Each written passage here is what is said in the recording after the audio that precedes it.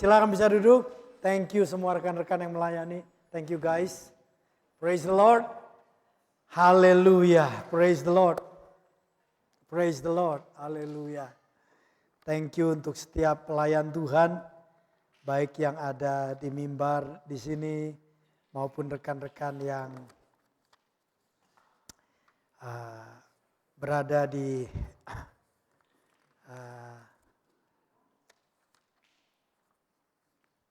tempat lain pun. Kami bersyukur untuk semua rekan-rekan yang melayani bersama-sama, baik berada di sini maupun mungkin melayani dari jarak jauh, karena teman-teman kita beberapa dari brother sister kita harus berada di tempat lain juga ya. Haleluya, praise the Lord. Praise the Lord. Saudara, bulan ini kita diberikan tema besar di bulan September ini, yaitu dalam bahasa Inggrisnya at peace. Mengalami damai sejahtera, at peace. Melalui tema ini, kita ingin menjalani dan mengenal apapun tantangan atau kesulitan yang kita sedang hadapi atau akan dihadapi di hari depan. Selama kita tahu dan mengenal siapa Allah yang kita sembah, dan kita sadar bahwa kita hidup dalam kehendak Allah, maka kita bisa menjalani hidup ini dengan damai sejahtera. Be at peace, at peace. Dan kita tahu sumber damai sejahtera kita adalah Tuhan. Dan Yesus namanya adalah Yehova Shalom, Yahweh Shalom, Raja Damai. Jadi kita boleh mengalami damainya yang tidak bisa dipahami di dunia ini. At peace, mengalami hidup dalam damai sejahtera bukan berarti semuanya lancar, semuanya gampang, semuanya mulus, semuanya saudara berkata aku diberkati. Tetapi damai sejahtera itu juga kita bisa alami dan hidup di dalamnya ketika kita mengalami tantangan yang sulit sekalipun. Ada satu kisah di dalam Alkitab yang biasanya kebanyakan peristiwa-peristiwa di Alkitab cuma dicatat 1, 2, atau 3 ayat saja. Tetapi peristiwa ini dibahas sampai 1 pasal, saudara. Jadi Tuhan mengungkapkan peristiwa ini secara detail, 1 pasal. Yaitu perjalanan Rasul Paulus. Di dalam Kisah Para Rasul pasal 27. Kisah Para Rasul 27. Kita akan belajar ini saudara. Satu anugerah Tuhan yang luar biasa. 1 pasal ini kita lihat at peace. Hidup dalam damai sejahtera yang memampukan melewati kesulitan yang luar biasa, damai sejahtera yang memampukan bisa melihat dan mengerti situasi, damai sejahtera di tengah-tengah keadaan yang sangat sulit, memberikan pengharapan, menguatkan orang-orang di sekeliling. Kita mau belajar hadapi kesulitan bersama dengan damai sejahtera Allah. Di situ kita belajar hari ini satu anugerah di Kisah Para Rasul pasal 27. 1 pasal ini. Saya tidak akan khotbah seluruhnya tetapi kita belajar saudara ya. Ini luar biasa dengan tema at peace dalam damai sejahtera. Pasal 27 kita baca dulu ayat 1 sampai ayat 8. Setelah diputuskan bahwa kami akan berlayar ke Italia. Kami itu yaitu Paulus dengan teman-temannya, termasuk para tahanan yang lain. Maka Paulus dan beberapa orang tahanan lain diserahkan kepada seorang perwira yang bernama Julius dari pasukan Kaisar. Karena Kaisar Italia itu ada tatahnya atau berkuasa di kota Roma. Kami ayat 2 naik ke sebuah kapal dari daerah namanya Adramitium yang akan berangkat ke pelabuhan-pelabuhan di sepanjang pantai Asia. Lalu kami bertolak. Seorang yang bernama Aristarkus, seorang Makedonia dari Tesalonika, menyertai kami. Aristarkus itu seorang percaya yang menemani Paulus pada waktu itu. Kemudian ayat 3, pada keesokan harinya kami singgah di Sidon. Julius memperlakukan Paulus dengan ramah dan memperbolehkannya mengunjungi sahabat-sahabatnya supaya mereka melengkapkan keperluannya. Ayat 4, oleh karena angin sakal kami berlayar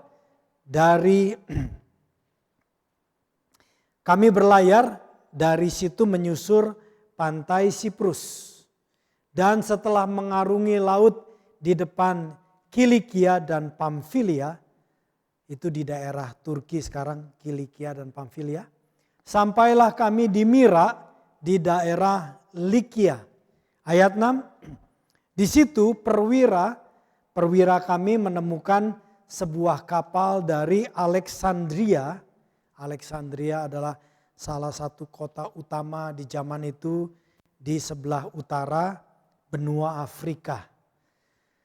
Dari situ perwira kami menemukan sebuah kapal yang berlayar dari Alexandria dari Afrika Utara, hendak berlayar ke Italia.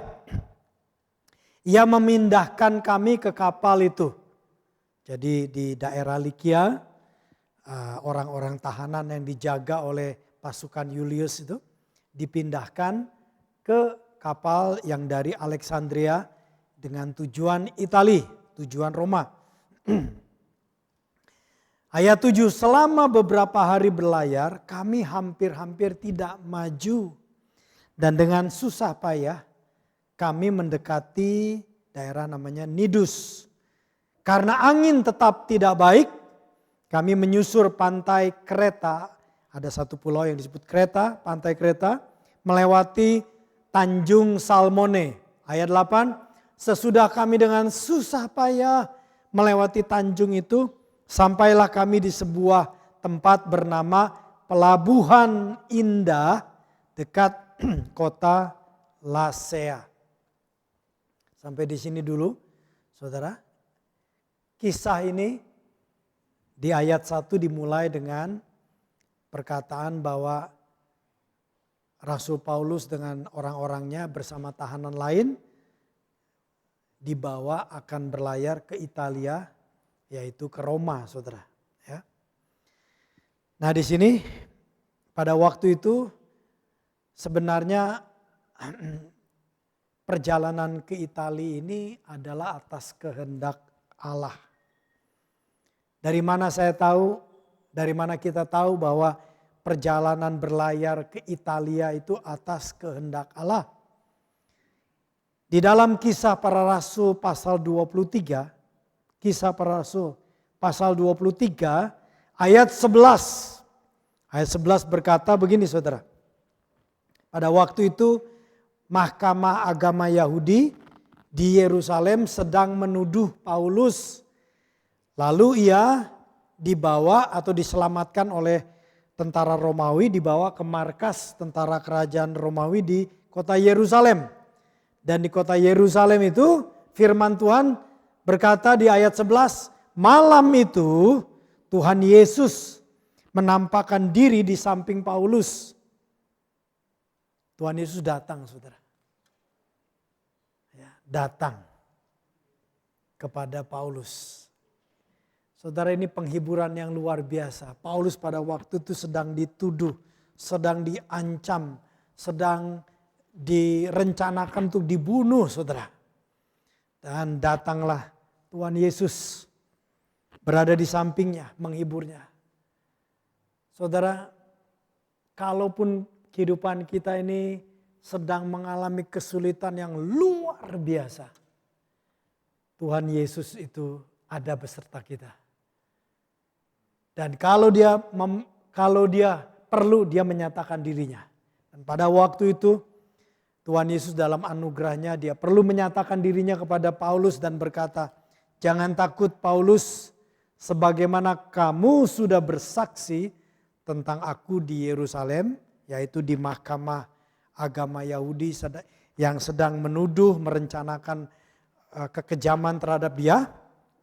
Tuhan katakan, "Engkau sudah bersaksi di sana, begitu jugalah kamu akan bersaksi tentang aku di Roma," yaitu di ibu kota kerajaan Romawi, di kota Roma, di Italia, saudara. Nah, saudara, dari ayat ini sangat penting, saudara. Pertama, kita belajar untuk mengalami damai sejahtera dari Tuhan itu adalah bahwa kita tahu kehendak Tuhan. Knowing the will of God is the most important in life. Mengetahui kehendak Allah itu adalah satu keputusan yang terbesar, yang terpenting di dalam hidup ini. Banyak kehendak Allah yang secara spesifik dia bicara kepada kita masing-masing. Dan pada waktu itu kepada Paulus dia berbicara, "Kamu akan ke Roma, kamu akan ke Italia, kamu akan menjadi saksiku di sana." Tetapi juga banyak kehendak Allah yang mungkin tidak secara spesifik tertuju. Tetapi Tuhan memberikan guideline kehendaknya, yaitu di Alkitab, saudara. Alkitab adalah kehendak Allah yang tertulis. Di dalamnya kita belajar petunjuk Tuhan. Kita belajar hikmat Tuhan. Kita belajar pengertian tentang kehidupan. Tentang keputusan kehidupan. Karena itu saudara, sungguh-sungguh buat waktu senantiasa bergaul dengan firman Tuhan, dengan Alkitab. Karena di dalamnya ada kehendak Allah. Kehendak Allah bagi kita hidup di bumi ini sampai ke surga. Itu dituliskan, saudara. Kita belajar menemukan. Yang kedua, kita belajar juga di sini. Ternyata walaupun itu adalah kehendak Allah, rencana Allah, dan Paulus mengikutinya, walaupun pada waktu itu dengan cara dia menjadi seorang tawanan yang akan dibawa ke Italia, dijaga oleh perwira yang namanya Julius dengan tentara-tentaranya. Tapi itu adalah rencana Allah. Rencana Allah kadang-kadang berbeda dengan apa yang kita harapkan. Kita pikirkan caranya berbeda. Ya enak sih kalau pergi ke Roma pakai perahu pesiar, saudara ya. Makanan tersedia, semuanya dilayani dan sebagainya. Tetapi dia datang, dia dibawa ke Italia sebagai tawanan. Kemudian kita lihat juga, walaupun dia melakukan kehendak Allah, ternyata perjalanan ke sana tidak mudah. Alkitab mengatakan di ayat 7, perahunya hampir-hampir tidak maju. Dikatakan susah payah. Ayat 8, susah payah sampai dia tiba di tempat yang namanya Pelabuhan Indah. Namanya Pelabuhan Indah, saudara. Tapi rupanya di situ tempatnya nggak enak. Ya, nanti kita lihat. Nah, dibawa, saudara. Kita belajar bahwa hidup dan melakukan kehendak Allah itu bukan berarti kita ini bebas dari kesulitan. Saya ulangi lagi, hidup dan melakukan kehendak Allah bukan berarti kita ini bebas dari kesulitan. Tetapi ketika kita melakukan kehendak Allah dan kita tahu itu, walaupun di tengah-tengah kesulitan yang besar, ada damai sejahtera yang memampukan kita melewati itu. Ayat 9 kita baca. Sementara itu banyak waktu yang hilang. Waktu puasa sudah lampau dan sudah berbahaya untuk melanjutkan pelayaran. Sebab itu Paulus memperingatkan mereka. Tiba-tiba Paulus memahami saudara situasinya dan Paulus mulai memperingati mereka. Memberikan nasihat dan memperingati, katanya ayat 10, saudara-saudara, aku lihat bahwa pelayaran kita akan mendatangkan kesukaran dan kerugian besar. Bukan saja bagi muatan dan kapal, tetapi juga bagi nyawa kita. Ayat 11, tetapi perwira itu lebih percaya kepada jurumudi dan nahkoda daripada perkataan Paulus. Ayat 12, karena pelabuhan itu yang disebut pelabuhan indah di dekat kota Lasea ternyata gak enak secara jasmani orang menanti di sana. Pelabuhan itu tidak baik untuk tinggal di situ selama musim dingin. Pelabuhan disebut pelabuhan indah tetapi secara kehidupan tidak menyenangkan. Mungkin pelabuhan itu kecil. Mereka pengen pergi ke pelabuhan yang lebih besar, yang banyak kehidupan, yang banyak bisa pesta kira-kira begitu saudara ya. Mereka bilang, aduh tempat ini gak enak. Apalagi selama musim dingin gak ada apa-apa di sini. Maka kebanyakan dari mereka, suara mayoritas, kebanyakan dari mereka lebih setuju untuk berlayar terus dan mencoba mencapai kota Phoenix untuk tinggal di situ selama musim dingin. Nah, disebutkan kota Phoenix ini bukan cuma daerah tapi kota, artinya satu pelabuhan yang lebih besar, banyak hal-hal yang secara jasmani bisa dilihat lebih menarik secara jasmani. Kota Phoenix adalah sebuah pelabuhan dekat di Pulau Kreta yang terbuka ke arah barat daya dan ke arah barat laut. Jadi kita lihat pelabuhannya bisa menghadap ke arah barat daya dan juga menghadap ke barat laut saudara. Jadi luas. Ayat 13, pada waktu itu suasana menunjang. Pada waktu itu angin sepoi-sepoi bertiup dari selatan. Mereka menyangka bahwa maksud mereka sudah tentu akan tercapai. Lalu apa yang mereka lakukan? Mereka membongkar sauh, ready untuk berangkat berlayar dekat sekali menyusuri pantai Kreta. Jadi kita lihat sini saudara. Pada waktu Paulus melihat suasana, dia Alkitab mengatakan aku melihat, artinya Paulus ini bisa mengerti keadaan. Bisa mengerti bahwa situasinya ini tidak baik. Walaupun sepertinya keadaannya baik-baik saja. Ada angin sepoi-sepoi, enak semuanya dan suara mayoritas juga bilang udah berangkat aja ke sana. Ke pelabuhan kota Phoenix di tempat sini. Di pelabuhan indah di kota Laisia ini gak enak. Kesana aja kita, kesana dan suara mayoritas juga mendukung.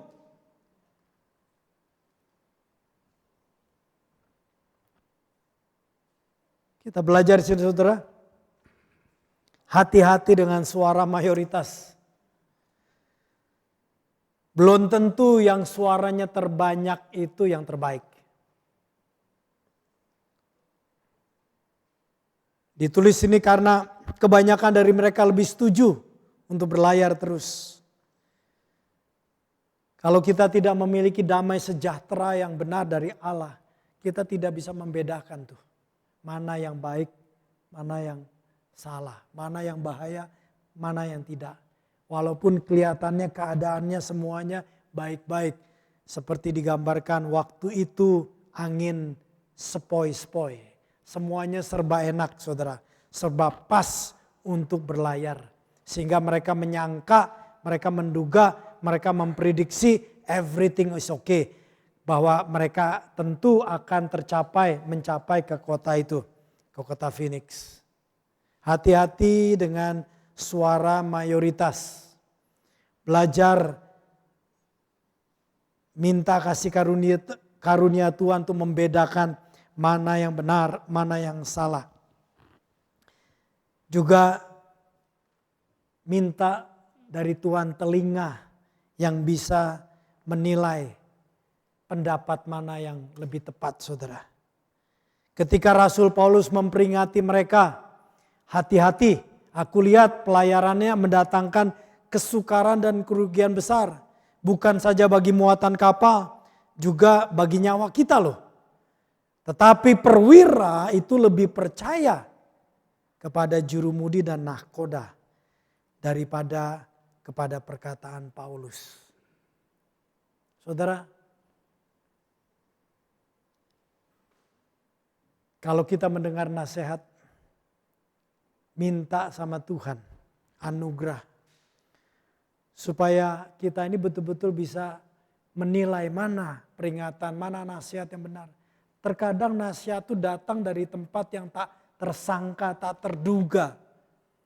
Perwira ini seharusnya mendengar nasihat Rasul Paulus. Tetapi bagi perwira ini siapa sih Rasul Paulus? Dia seorang tahanan. Dia nggak jelas orangnya. Sedang diselidiki. Dia tahu apa sih? Sedangkan nahkoda dan jurumudi ini orang yang sudah pengalaman. Para pengamat, para ahli. Kira-kira begitu. Ngomongnya is okay kita berangkat. Di sana lebih baik juga, lebih enak juga. Di sini nggak enak tempatnya, pindah aja. Berangkat ke kota Phoenix. Hati-hati dengan siapa kita mendengar nasihat. Terkadang orang yang kita anggap biasa, orang yang dianggap tidak tahu apa-apa, justru bisa memberikan nasihat yang menolong kita. Haleluya. Kalau ada anak kecil yang ngomong sesuatu, perhatikan. Mungkin saudara sudah S3, S4. Saya nggak tahu ada S4 apa enggak ya. Tapi kalau saudara S3 merasa lebih pintar. Terus yang anak SMA memberikan satu nasihat. Belajar punya telinga yang mendengar. Jangan bilang, lu tahu apa sih? Lu tahu apa sih? Perwira ini sayangnya lebih dengar. Jurumudi, nahkoda yang dianggap lebih ahli dari tawanan Paulus ini. Saudara, Tuhan bisa pakai keledai untuk memberi nasihat kepada Nabi Balaam. Tuhan bisa pakai itu, saudara. Hati-hati. Buka telinga kita, miliki hati yang mau belajar, mau mendengar. Sehingga kita boleh mendapatkan nasihat yang baik, saudara. Mungkin dari orang yang biasa. Saya ingat nasihat dari mama saya, saudara.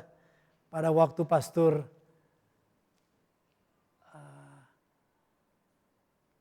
saya sudah bertobat 2 tahun. Ibu saya masih penyembah berhala. Tapi saya sering kirim surat selama itu, saudara. Minta ampun sama mama, minta maaf kepada papa mama karena saya berbuat salah. Dari Alkitab, waktu saya baca Alkitab, Tuhan menegur saya melalui Alkitab dan mengajar saya bahwa yang kamu pernah lakukan, yang kamu pernah katakan itu salah. Minta maaf sama orang tua. Terus karena pada zaman itu telepon itu sangat mahal, saudara ya. Sangat-sangat mahal. Jadi saya menulis surat beberapa kali kepada orang tua, kepada bapak ibu saya. Dan berkata, papa mama, mungkin papa mama sudah lupa kejadian ini. Tetapi Tuhan ingatkan saya bahwa saya bersalah di area ini. Saya berkata salah, saya minta maaf. Setelah beberapa kali saya kirim surat selama 2 tahun itu. Dan tahun kedua Tuhan menegur saya bahwa saya hidup dalam pemberontakan karena 2 tahun saya tidak mau mengikuti panggilan Tuhan sekolah Alkitab. Saya bilang saya tidak mau, saya anak laki-laki yang pertama, saya punya tanggung jawab. Tapi akhirnya melalui teguran Tuhan saya bertobat, saya mau mengikuti panggilan Tuhan. Dan yang pertama kali saya telepon adalah mama saya. Jadi saya telepon karena ini urusan penting, nggak bisa dengan tulisan. Saya harus telepon, mahal pun saya telepon. Saya bilang,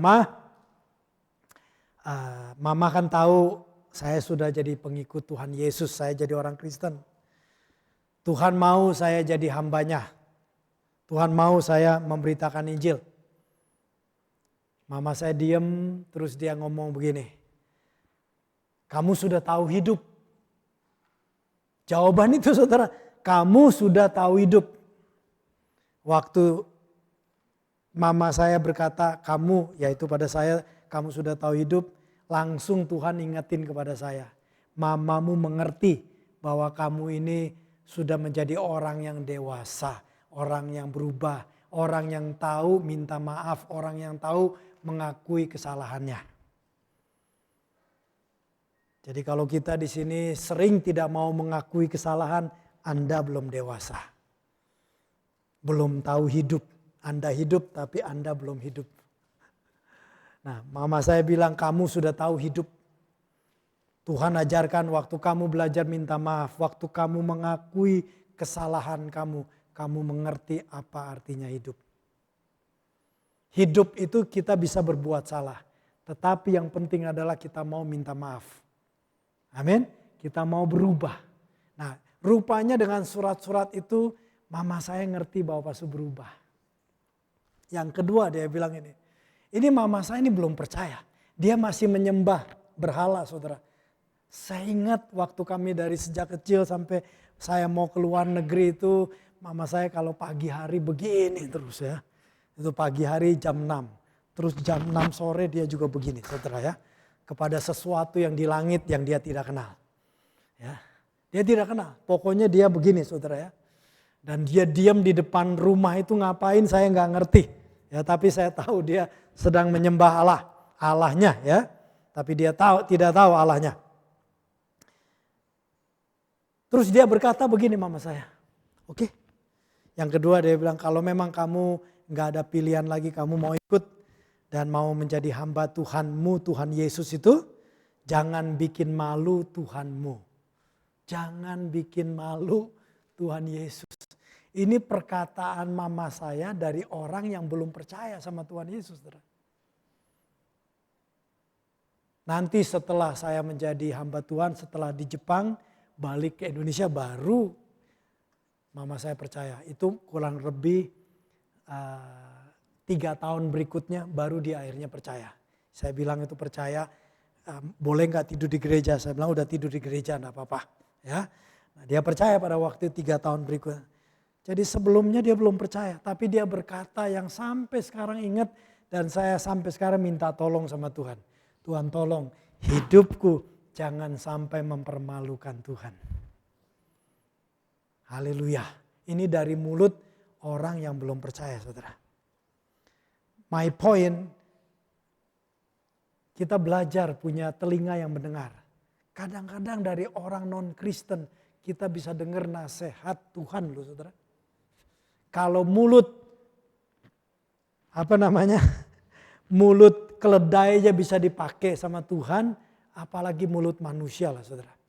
Jadi buka telinga kita, dengar.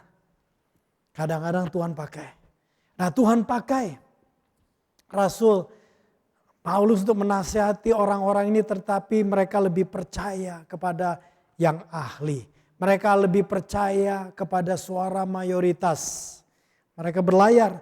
Mereka lebih percaya kepada wow, everything looks good, everything looks fine. Segalanya kelihatannya lancar-lancar, angin-angin sepoi, semuanya enak. Dan mereka mengambil keputusan berlayar menyusur pantai Kreta. Ayat 14 kita baca. Ayat 14, tetapi tidak berapa lama kemudian turunlah dari arah pulau itu angin badai yang disebut angin timur laut. Ayat 15, kapal itu dilandasnya dan tidak tahan menghadapi angin haluan. Karena itu kami menyerah saja dan membiarkan kapal kami terombang-ambing. Saking dahsyatnya itu badai, mereka menyerah. Mereka udah nyerahin, mereka gak bisa ngontrol lagi saudara, perahunya mereka biarkan terombang-ambing. Terkadang dalam perjalanan hidup, ketika badai kesulitan yang besar, yang membuat saudara sudah tidak bisa mengendalikan belajar berserah sama Tuhan. Ada ayat yang mengatakan, serahkanlah segala khawatirmu kepada Dia, kepada Tuhan. Sebab Tuhan itu memelihara. Serahkan saudara. Terkadang kesulitan itu begitu dahsyatnya. Sampai saudara sudah stres. Belajar untuk berserah, menyerah. Mereka menyerah tuh. Oleh kekuatan angin alam. Mereka menyerah. Ayat 16. Kemudian kami hanyut sampai ke pantai sebuah pulau kecil bernama Kauda. Dan di situ dengan susah payah kami dapat menguasai sekoci itu. Ayat 17. Dan setelah sekoci itu dinaikkan ke atas kapal, mereka memasang alat penolong dengan meliliti kapal itu dengan tali. Dan karena takut terdampar di beting Sirtis, mereka menurunkan layar dan membiarkan kapal itu terapung-apung saja. Ini Alkitab sampai menulis cukup detail urusan ini saudara ya. Nah kita belajar bahwa kembali situasi yang sudah sangat sulit, Anda tidak tahu mesti ngapain, belajar menyerah sama Tuhan, serahkan sama Tuhan, serahkan. Jangan mengambil keputusan yang gegabah, jangan mengambil tindakan yang gegabah. Belajar untuk berserah, belajar untuk menanti. Ayat 18, karena kami sangat hebat diombang-ambingkan angin badai, maka pada keesokan harinya mereka mulai membuang muatan kapal ke laut. Dan pada hari yang ketiga mereka membuang alat-alat kapal dengan tangan mereka sendiri. Yang ketiga kita belajar di sini dari ayat ini bahwa ketika keadaan sudah sangat sulit, minta hikmat Tuhan apa yang perlu dilepaskan saudara. Kadang-kadang beban-beban hidup ini karena kita pegangin. Kita tidak mau lepaskan. Ada sesuatu yang menggoncangkan hidup kita. Kita belajar berserah, berpasrah, tapi juga belajar untuk bertanya sama Tuhan. Apa yang perlu kita buang, apa yang perlu kita lepaskan dari kehidupan ini. Ayat 20. Setelah beberapa hari lamanya baik matahari maupun bintang-bintang tidak kelihatan. Artinya badai itu membuat keadaan sangat gelap. Dan angin badai yang dahsyat terus-menerus mengancam kami. Akhirnya putuslah segala harapan kami untuk menyelamatkan diri kami. Kalau saudara perhatikan perikop ini banyak berkata mereka, kami. Mereka itu adalah Julius, tentara Romawi dengan pasukannya, dengan nahkoda dan orang-orang lain yang belum percaya. Kami adalah Paulus dan terutama teman-teman Paulus. Kami sampai putus harapan saudara. Terkadang di dalam kehidupan yang sangat sulit, orang percaya saja bisa merasakan putus harapan dalam menghadapi kesulitan ini saudara. Apalagi kalau tidak memiliki damai sejahtera, tidak menjaga damai sejahtera, putus asa ini sangat bahaya saudara. Kita yang di Jepang ngerti saudara, secara umum Jepang tidak kekurangan apa-apa. Orang bisa makan dan sebagainya. Tetapi negeri ini, tempat kita tinggal ini salah satu negara yang paling banyak bunuh diri. Karena apa? Harapan tidak ada. Dan tidak bisa melihat harapan. By the grace of God, kita punya Yesus. Tapi yang paling penting, Dia mempunyai diri kita. Kita punya Yesus, tapi pastikan Dia mempunyai kita saudara. Kita lihat orang-orang percaya di sekeliling Paulus bahkan sampai putus asa luar biasa. Tapi kita bersyukur Paulus itu ada di dalam kondisi damai sejahtera. At peace. Karena dia tahu pelayaran ini menuju Italia, apapun yang terjadi, kesulitan apapun karena kehendak Allah. Dia tahu kehendak Allah. Ayat 21.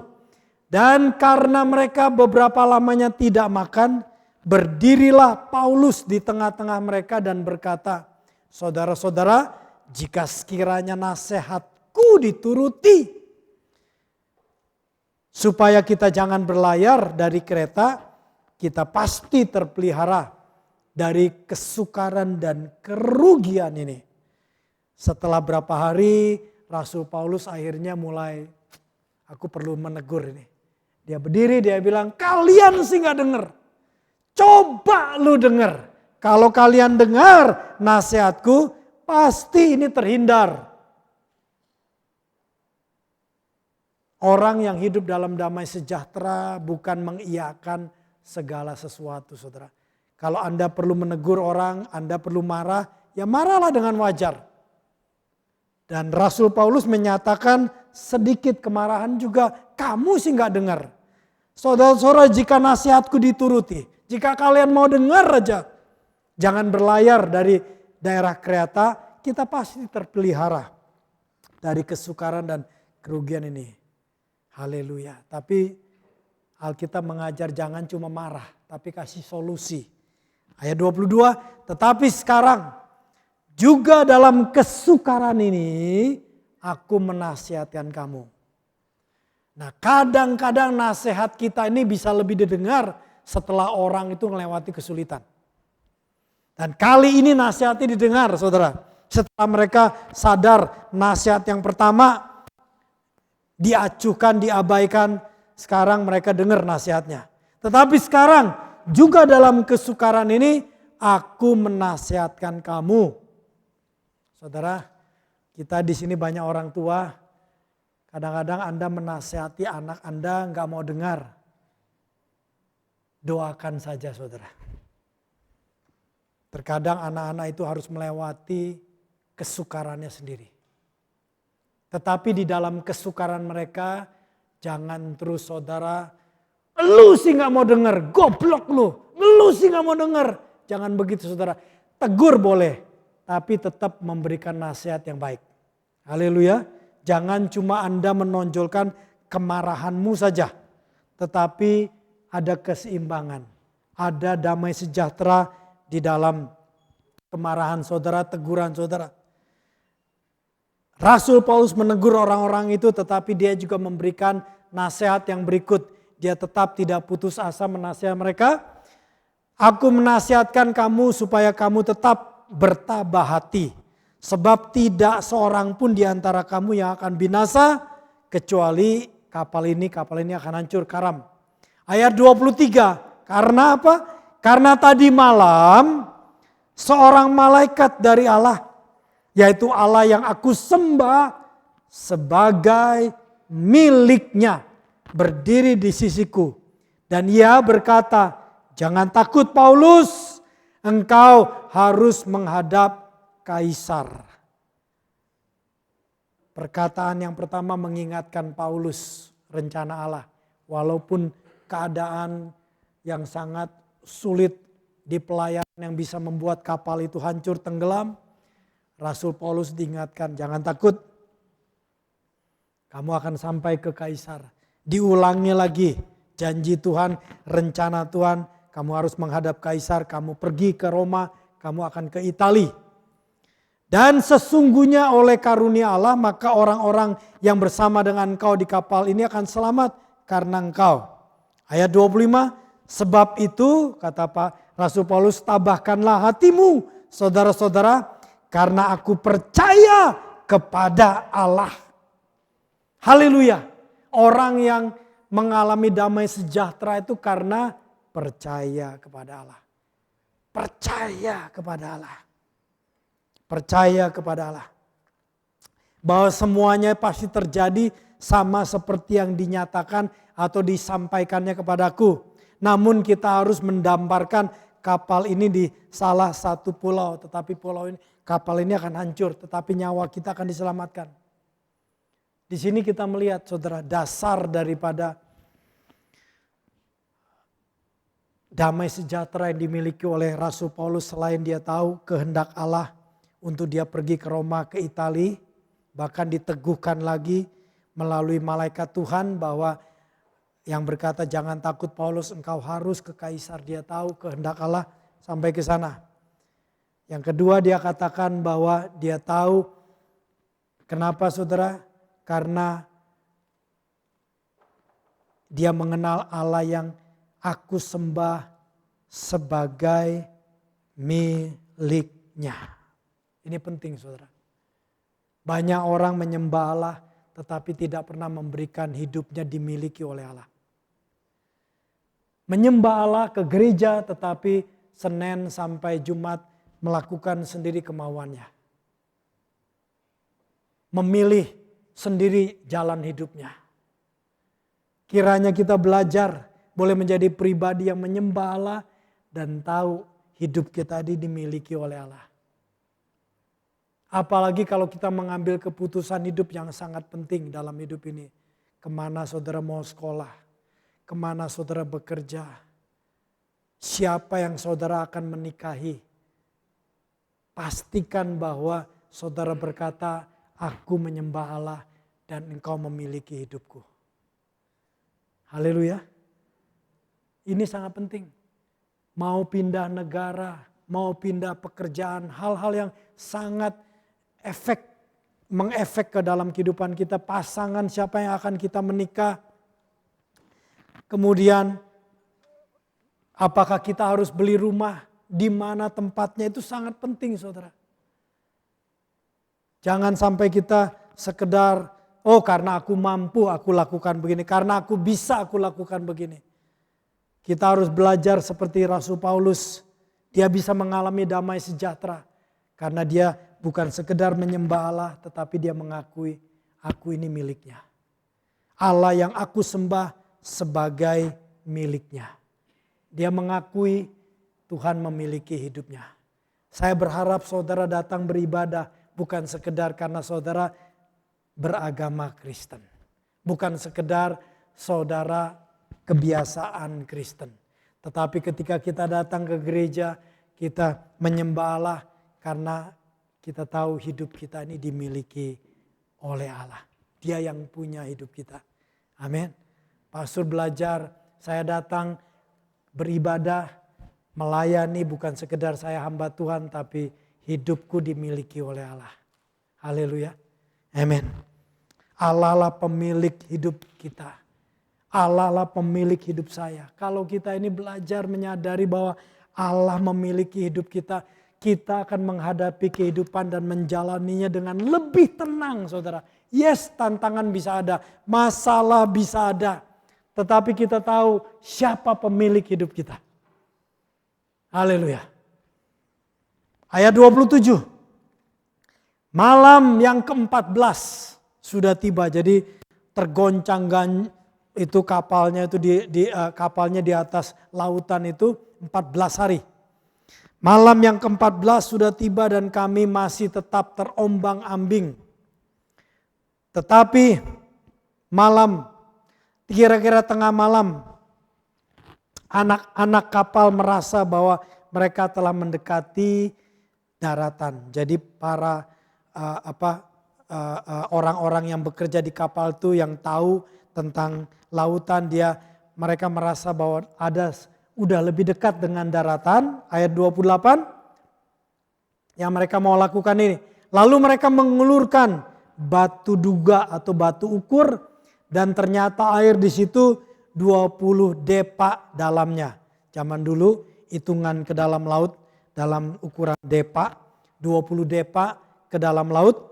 Setelah maju sedikit mereka menduga lagi, mengukur lagi dan ternyata 15 depa tambah pendek, hanya berapa meter lagi.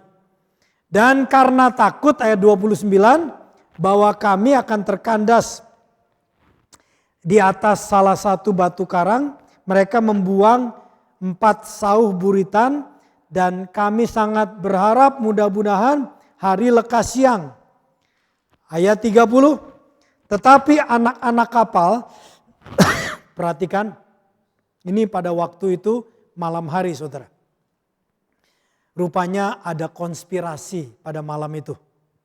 Ayat 30, akan tetapi anak-anak kapal yang mereka biasa bekerja di kapal berusaha melarikan diri dari kapal. Jadi di tengah-tengah kegelapan ada konspirasi. Nah, biasanya di tengah-tengah kesulitan kalau kita tidak hati-hati bisa ada orang-orang yang akan menjatuhkan kita lagi. Nah, rupanya di sini dibutuhkan damai sejahtera yang bisa melihat keadaan. Mereka menurunkan skoci dan membuat seolah-olah mereka hendak melabuhkan beberapa sauh di haluan. Jadi anak-anak buah kapal ini mereka yang ngerti keadaan lautan, mereka lihat sudah mendekati pantai, mereka tahu sudah mengukur ini gak lama lagi, udah tinggal berapa meter lagi saudara ya, akan ke pantai, mereka merencanakan, mereka melarikan diri. Ya. Tiba-tiba kita tahu di sini ternyata Paulus yang hidup di dalam rencana Allah, dia yang menyembah Allah dan tahu hidupnya dimiliki oleh Allah. Tiba-tiba Paulus bisa melihat dan membaca situasi. Dan dia mendapatkan hikmat. Dia berkata ayat 31. Karena itu Paulus berkata kepada perwira dan prajurit-prajurit. Jika mereka anak buah kapal tidak tinggal di kapal, kamu tidak mungkin selamat. Ayat 32. Lalu prajurit-prajurit memotong tali skoci dan membiarkan skoci itu hanyut. Dibutuhkan orang yang tenang untuk bisa melihat situasi. Walaupun di tengah-tengah keadaan yang tidak mudah, di tengah-tengah kegelapan, Paulus di tengah-tengah kegelapannya. Karena dia yakin, dia hidup dalam kehendak Allah, dia tahu Tuhan yang memerintahkannya dan tahu hidupnya dimiliki oleh Allah. Dalam keadaan yang gelap, orang-orang tidak ngerti tetapi dia memahami ada konspirasi ini. Orang-orang anak-anak kapal ini. Ada konspirasi. Dan kalau sampai skoci itu mereka kuasai, ini akan berbahaya terhadap kapal. Bahaya sekali. Bahkan prajurit bisa mati, tentara bisa mati. Bisa melihat. Saudara. Kita butuh hikmat dari Tuhan. Karena itulah kita mau belajar mengalami damai sejahtera. Bahkan di tengah-tengah kesulitan sehingga kita dapat melihat peluang. Dunia ini tidak mudah saudara. Saat-saat ini dengan banyak hal yang berubah. Kita tidak tahu lagi kapan lagi hal-hal ini belum lama ini. Ini baru berapa hari yang lalu virus yang ada di India yang mengerikan. Sudah mulai didengungkan bahayanya. Kita tidak tahu. Tapi kalau kita memiliki damai sejahtera, Anda tetap bisa melihat peluang. Anda bisa melihat bahaya, Anda bisa melihat peluang juga. Haleluya. Ayat 33. Kita akan baca terus. Ketika hari menjelang siang, Paulus mengajak semua orang untuk makan. Katanya sudah 14 harinya, hari lamanya kamu menanti saja dan menahan lapar, tidak makan apa-apa. Karena itu aku menasihati kamu supaya kamu makan dahulu. Hal itu perlu untuk keselamatanmu. Tidak seorang pun di antara kamu akan kehilangan sehelai pun dari rambut kepalanya. Nah, ini pernyataan yang luar biasa. Saya tidak mengerti tapi saya percaya perkataan Rasul Paulus bahwa walaupun mereka nanti kecebur ke dalam laut, mereka berenang 200 sekian orang jumlahnya, tidak ada satupun rambutnya yang akan rontok. Saya tidak ngerti tapi saya percaya. I believe. Aduh pastor gimana? Oke kalau gitu nanti kita di surga kita ngobrol-ngobrol. Rasul Paulus lu ngomong tuh ini kebablasan atau memang ini satu keyakinan. Kita bisa ngobrol di surga. Ya. Tidak seorang pun di antara kamu akan kehilangan selai dari rambut dari kepalanya. Saudara bayangin berenang di laut penuh dengan ombak, kemungkinan besar itu bisa saudara. Rambutnya ada yang terlepas. Kita keramas begitu aja bisa banyak yang rontok. Apalagi berenang di laut. Kena asin dan sebagainya. Tetapi perkataan ini saya percaya tidak satu pun rambut dari kepala mereka itu akan terlepas ya. Ayat 35. Sesudah berkata berkata demikian, yang mengambil roti mengucap syukur kepada Allah di hadapan mereka, memecah-mecahkannya lalu mulai makan. Saudara, mengambil roti, mengucap syukur kepada Allah di hadapan mereka, artinya berdoa, memecah-mecahkannya, gambaran seperti seorang sedang melakukan perjamuan kudus. Bagian ini saya menangkap bahwa dia berdoa, mengucap syukur kepada Allah. Dia berdoa. Rupanya pada waktu dia berdoa sebelum makan ini, doanya sangat menguatkan. Ayat 36, maka kuatlah hati semua orang itu, mereka pun makan juga. Haleluya.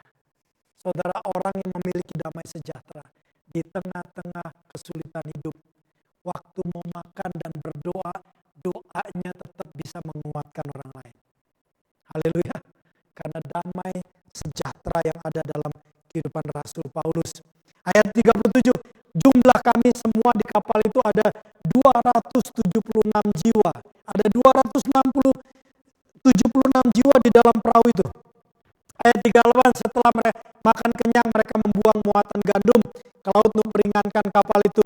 Ayat 39, dan ketika hari mulai siang mereka melihat suatu teluk yang rata pantainya, mereka pun tidak mengenal daratan itu. Mereka memutuskan untuk sedapat mungkin mendamparkan atau mendekati kapal itu ke arah pantai di situ. Ayat 40, mereka melepaskan tali-tali sau lalu menanggalkan sau ke dasar laut. Sementara itu mereka mengulurkan tali-tali kemudi, melepaskan layar topang supaya angin meniup kapal itu menuju pantai. Ayat 41, tetapi mereka melanggar atau menabrak busung pasir. Ada pasir, ketabrak, dan terkandaslah kapal itu. Haluannya terpancang dan tidak dapat bergerak, dan buritannya hancur dipukul oleh gelombang yang hebat. Ayat 42, pada waktu itu prajurit-prajurit teman-temannya Julius bermaksud untuk membunuh tahanan-tahanan, supaya jangan ada seorang pun yang melarikan diri dengan berenang. Tentara itu merencanakan, oke, kita bunuh aja deh semua tahanannya supaya jangan ada yang lari. Ayat 43, tetapi perwira itu yang bernama Julius ingin menyelamatkan Paulus. Kenapa, saudara? Sekarang dia mulai percaya perkataan Paulus. Dulu dia lebih percaya perkataan para ahli, orang-orang lain. Sekarang perwira itu lebih percaya kepada perkataan Paulus yang berkata semuanya selamat, semuanya oke. Karena itu ya, Julius menggagalkan maksud teman-temannya dan memerintahkan supaya orang-orang yang pandai berenang lebih dahulu, terjun ke laut dan naik ke darat. Ayat 44, dan supaya orang-orang lain menyusul dengan mempergunakan papan dan pecahan-pecahan kapal, demikianlah mereka semua selamat naik ke darat. Saudara, memiliki damai sejahtera di tengah-tengah kesulitan hidup memampukan kita menguatkan orang, memampukan kita melihat peluang, memampukan kita mendapatkan hikmat bagaimana bertindak, memampukan kita membawa keselamatan bagi orang-orang di sekeliling dan memberikan pengharapan. Saya akan tutup ini, saudara. Pada waktu kami ke Indonesia, pastor berkesempatan untuk berjumpa dengan mantan jemaat di sini dulu, yang kurang lebih 10 tahun yang lalu dia memutuskan pulang ke Indonesia. Pada waktu itu mereka bekerja di perusahaan di sini dan secara gaji luar biasa, saudara ya. Tetapi setelah sekian tahun bekerja, ada sesuatu di hati mereka untuk pulanglah gitu ya. Nah, akhirnya mereka mengambil keputusan pulang. Dan mereka cerita, pada waktu mereka meninggalkan Jepang itu sebenarnya mereka tidak tahu mesti ngapain di Indonesia. Anak sudah 2, nggak gampang, saudara. Kalau single kita pindah negara, pindah kota apa, semuanya gampang kesannya. Tapi kalau sudah 2 punya anak dan masih cukup kecil, belum terlalu besar, masih butuh biaya kuliah dan sebagainya, masih butuh SMP, SMA dan besar. Tapi Tapi mereka mengambil keputusan pulang. Mereka cerita, keputusan kami karena kami ada damai sejahtera. Ada damai. Ada damai. Itu modal mereka pulang Indonesia, ada damai sejahtera. Duit mereka ada tapi tidak banyak, saudara. Berapa bulan pertama mereka tidak tahu mesti ngapain, ya habislah tabungannya. Tetapi ada satu keyakinan karena damai sejahtera mereka berada di Indonesia. Dan kami lihat setelah proses 10 tahun ini, pastor dengan Pastor Ruli berkunjung ke tempatnya, mereka bilang, "Come to our place, Pastor." Kami melihat mereka punya pabrik. Dan kemudian kami dibawa lagi, Pastor tolong doain juga. Kami rencana mau beli tanah 8.000 meter persegi. Di tempat ini kami akan bangun pabrik yang baru lagi. Kami datang sana berdoa. Dan kami dengar cerita mereka, perjalanan mereka bukan berarti semua gampang. Mereka ada tantangan dalam kehidupan pribadi, ada tantangan dalam kehidupan suami istri, ada tantangan dalam kehidupan anak-anak, ada tantangan dalam bisnis, ada tantangan, saudara. Tetapi mereka berkata damai sejahtera yang menguatkan mereka. Haleluya. Kebutuhan apapun, keputusan apapun dalam perjalanan kita, pastikan bahwa Anda tahu firman Tuhan. Bahwa secara prinsip Tuhan berbicara kepada Anda melalui firman. Pastikan itu. Dan kedua, Anda ya tahu bahwa di tengah-tengah melakukan kehendak Tuhan belum tentu free dari masalah. Tetapi kalau kita tahu hidup kita ini menyembah Allah dan kita tahu hidup kita dimiliki Allah, ada damai sejahtera. Ada damai sejahtera. Dan be open, terbuka. Mungkin ada nasihat tertentu. Be open, terbuka. Mungkin ada peluang baru, sesuatu yang baru. Tuhan akan menolong kita. Karena hidup kita dimiliki oleh Dia. Mari kita bangkit bersama. Haleluya. Tuhan, terima kasih. Bukan kebetulan Kau menuliskan, mencatat peristiwa ini. Suatu perjalanan melakukan kehendak Allah. Di mana Paulus berangkat berlayar ke Italia. Walaupun dengan jalan sebagai seorang tahanan. Tetapi dia tahu dia hidup di dalam kehendak Allah, hidup di dalam rencana Allah. Dan dia juga tahu kepada siapa dia menyembah. Yaitu kepada Allah yang memiliki hidupnya. Kami belajar di tengah-tengah tantangan yang luar biasa, ancaman luar biasa. Dia boleh tenang, dia boleh melihat situasi, dia boleh memberikan nasihat, dia boleh tetap bersyukur dan berdoa. Bahkan keberadaannya dan doanya dan syukurnya kepada Allah menguatkan orang-orang di sekelilingnya. Bahkan damai sejahteranya memampukan pihak yang lain. Yang kami belajar di sini, prajurit yang bernama Julius, dia tidak mengambil keputusan yang bodoh seperti teman-teman lain yang merencanakan membunuh.